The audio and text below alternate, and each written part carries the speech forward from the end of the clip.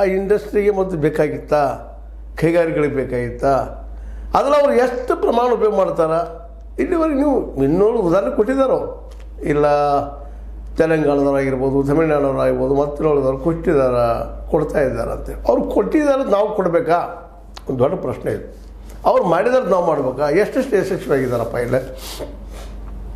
ನಮ್ಮ ದೇಶದ 32 PSUಗಳನ್ನು ನಮ್ಮ ಪ್ರಧಾನಿ ಮೋದಿಯವರು ಕೊಟ್ಟಿದ್ದಾರೆ. ಇವತ್ತು ಅದಾನಿ, ಅಂಬಾನಿ, ಇನ್ನುಳಿದೊಂದು 100-200 ಇವೇನು ಕುಟುಂಬಗಳಿದ್ದಾವೆ ಕಾರ್ಪೊರೇಟ್, ಅವರೆಲ್ಲ ಕೊಟ್ಬಿಟ್ಟಿದ್ದಾರೆ. ಇವತ್ತು ಅವ್ರೇನು ಮಾಡ್ತಾ ಇದ್ದಾರೆ? ಎಷ್ಟು ಯಶಸ್ವಿ ಮಾಡಿದ್ದಾರೆ?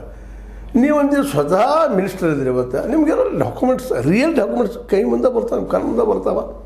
ಅದನ್ನು ಅಭ್ಯಾಸ ಮಾಡಿರಿ. ನಾವು ಮಾತಾಡೋ ಸುಳ್ಳು ಅನಿಸಿದ್ರೆ ಅದು ಉತ್ತರ ಕೊಡ್ರಿ.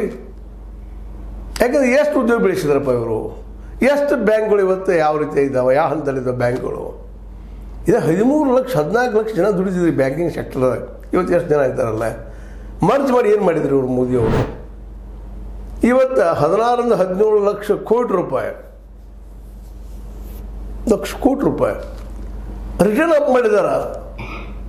ರೈತರದ್ದು ಎಷ್ಟು ಮಾಡಿದಾರಪ್ಪ ನೀವೆಲ್ಲರೂ? ಇಷ್ಟು ದಿನ ಆಯಿತು.